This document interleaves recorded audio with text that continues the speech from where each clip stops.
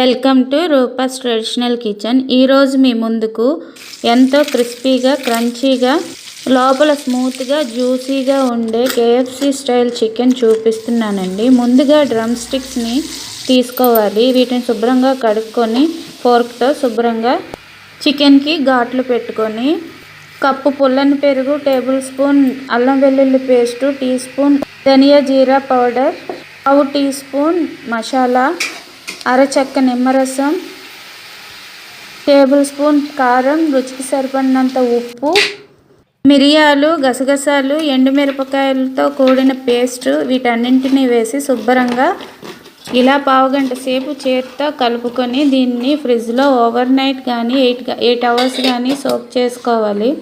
వెడల్పైన పాత్ర తీసుకొని దానిలో 1 కప్పు మైదా, 1 కప్పు మొక్కజొన్న పిండి తీసుకొని దానిలో 1 టీ స్పూన్ కారం, 1 టీ స్పూన్ మిరియాల పొడి, రుచికి సరిపడినంత ఉప్పు, 1/2 టీ స్పూన్ సోడా, 1 పావు టీ స్పూన్ ధనియా జీరా పౌడర్, పావు టీ స్పూన్ గరం మసాలా ఈ అన్నింటినీ కలిపి ఈ విధంగా కలుపుకోవాలి.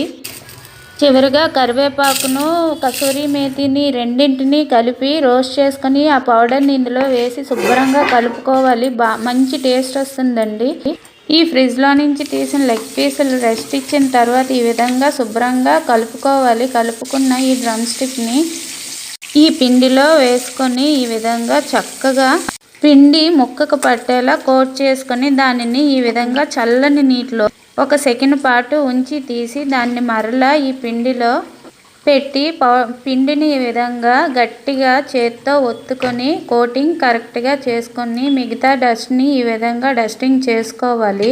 చేసుకుని ఇలా ప్రిపేర్ అయిన దాన్ని సలసల మరుగుతున్న ఆయిల్లో ఈ విధంగా వేసుకొని మంట సిమ్లో పెట్టుకోవాలి. పెట్టుకొని ఇది మంచిగా వేగేంత వరకు వెయిట్ చేయాలి. ఈ విధంగా గోల్డెన్ బ్రౌన్ వచ్చిన తర్వాత దాన్ని వేడివేడిగా సర్వ్ చేసుకుంటే దాన్ని మైనీస్తో కానీ టమాటా కెచప్తో కానీ తీసుకుంటే వేడివేడిగా చాలా బాగుంటుంది. ఒకసారి ట్రై చేయండి. ఈ వీడియో కానీ మీకు నచ్చినట్లయితే లైక్ చేయండి, షేర్ చేయండి, సబ్స్క్రైబ్